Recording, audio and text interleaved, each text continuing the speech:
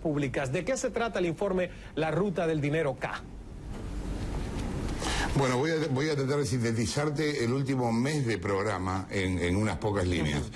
Nosotros empezamos el ciclo de Periodismo para Todos este año con una cámara oculta a una persona que aquí lo llamamos valijero, o sea, una persona que llevaba dinero de manera clandestina. Y ese dinero salía desde Santa Cruz, que es una provincia del sur del país, con destino a Buenos Aires.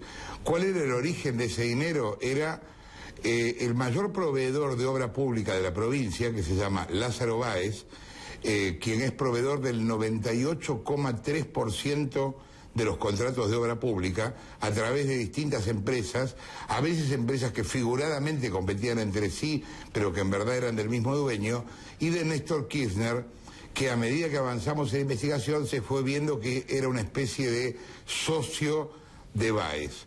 Ese dinero salía de Santa Cruz, llegaba en vuelos privados a Buenos Aires llegaba a lo que aquí se llama una cueva, o sea, una financiera clandestina, y de esa financiera clandestina iba a Uruguay una parte y otra parte a Panamá.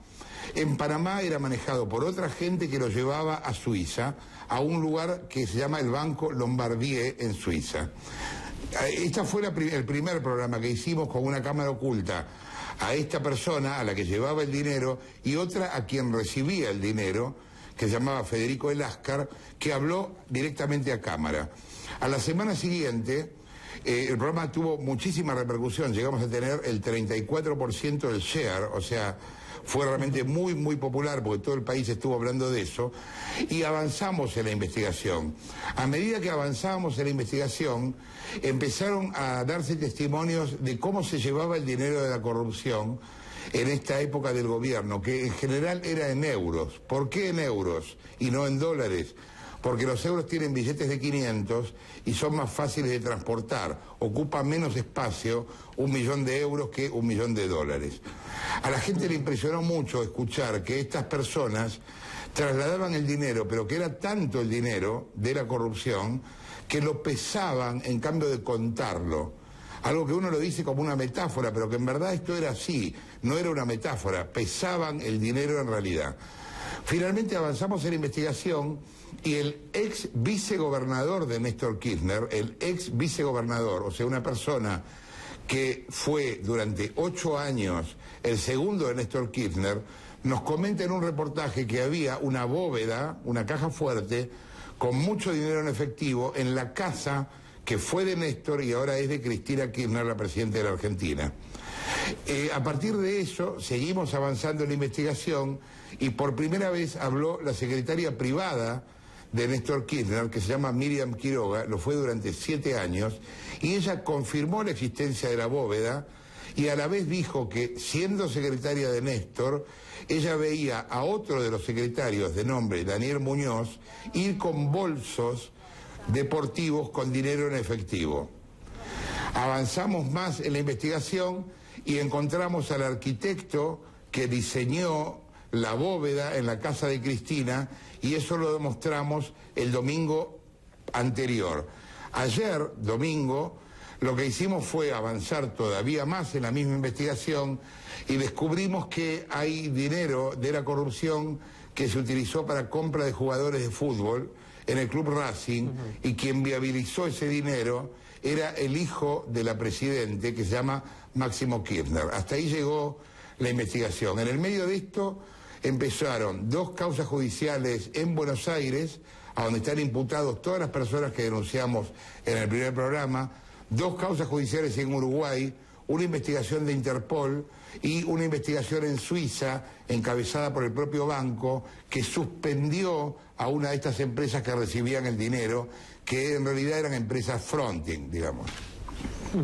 Ahora, de todas estas denuncias que has hecho en tu programa, ¿cuántas veces has ido personalmente a la justicia? Yo por lo menos sé que una vez sí fuiste a hacer una denuncia y te presentaste. Es la única vez, lo demás ha sido simplemente a través del programa, ¿no? Denuncias periodísticas. Es la única vez, es que totalmente, pero aparte que es la única vez, y yo lo hice porque la justicia me citó, pero en realidad yo no tengo por qué ir a la justicia a denunciar. Yo estoy trabajando como periodista, a mí no me, digo, particularmente no me interesa denunciar esto a la justicia.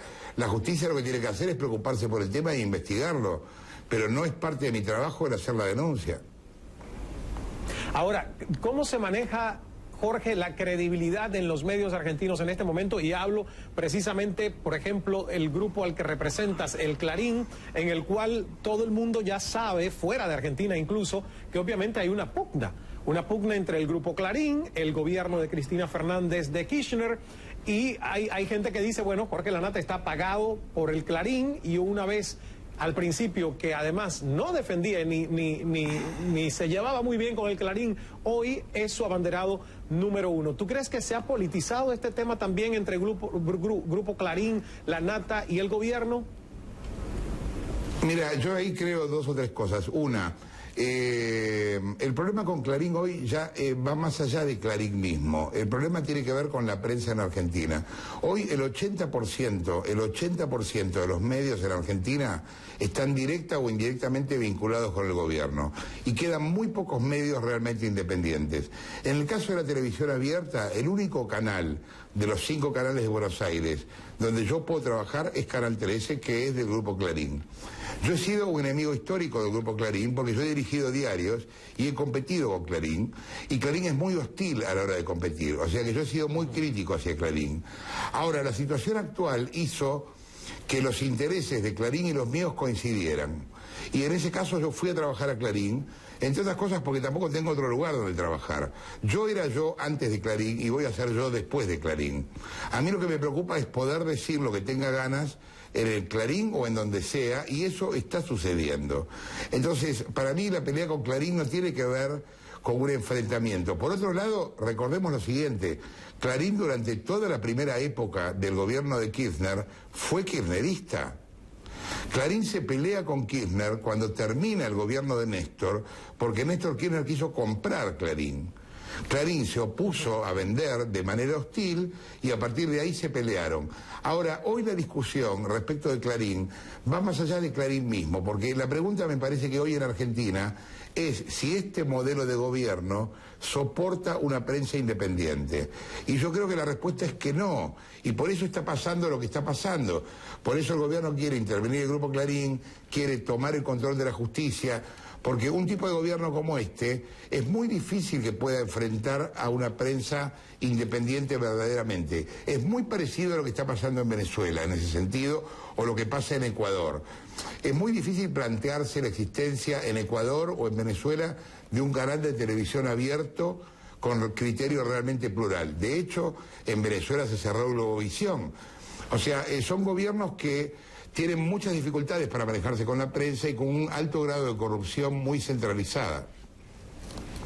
Y yo creo que además tú lo dejaste muy claro en la despedida de tu penúltimo programa, tengo entendido, cuando dijiste quizás el próximo domingo yo no esté aquí, y le dijiste a tu teleaudiencia, que además, como has dicho, le ganas hasta el fútbol cuando te lo ponen a esa misma hora, le dijiste que si eso pasaba y tú no regresabas, que hicieran algo.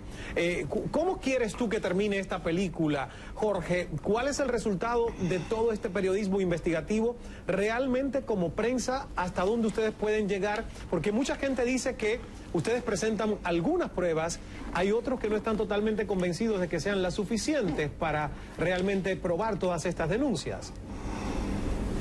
Bueno, esa es la justicia a la que le toca la responsabilidad de encontrar todas las pruebas, no a nosotros. Pero es muy gracioso eso, porque desde el aparato de propaganda del gobierno se nos insiste en que tenemos que presentar pruebas, y de hecho mucha de la información que nosotros difundimos es pública.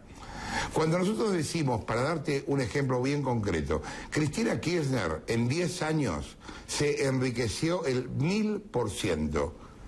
En 10 años se enriqueció el 1000%. ¿De dónde sacamos ese dato? De las declaraciones juradas de Cristina Kirchner firmadas por ella. Si vos tomás la declaración de ella del 2003 y la de este año, la del 2013, eso te da la cuenta que ella se enriqueció un 1000%. La pregunta es, ¿es Cristina Kirchner Henry Ford o Bill Gates? No. O sea, ¿cómo hizo para enriquecerse 1000%? Digamos, nos están pidiendo pruebas que por otro lado son públicas, porque muchas veces lo único que hacemos es mostrar en la televisión cosas que todo el mundo sabe, pero que nadie había visto. Cuando mostramos casas de $2 millones de funcionarios públicos que ganan $4.000 por mes, es tan evidente lo que estamos mostrando que me parece que no hace falta probar nada. En todo caso, será la justicia quien tiene que probar que hubo enriquecimiento. Yo como periodista lo que hago es mostrar lo que veo y puedo probar. Vamos a hacer una pausa, nos tenemos que ir a publicidad. Yo quiero decir que obviamente invitamos al periodista Jorge Lanata, pero también le extendimos una carta de invitación a la presidenta de Argentina, Cristina Fernández de Kirchner. La carta se la enviamos al señor Abal Medina, de la presidencia de Argentina. No hemos recibido respuesta. Ojalá que en los próximos días podamos recibir una respuesta a esta carta que fue enviada durante el día de hoy por correo electrónico.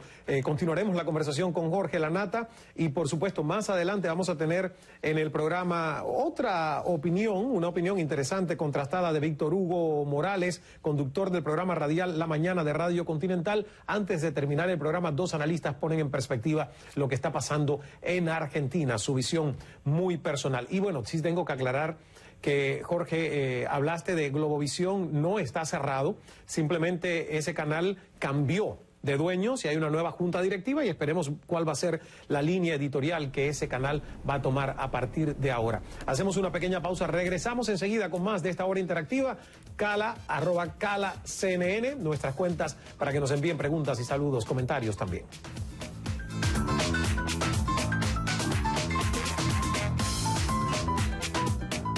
Sigue a Cala en Facebook y también en Twitter.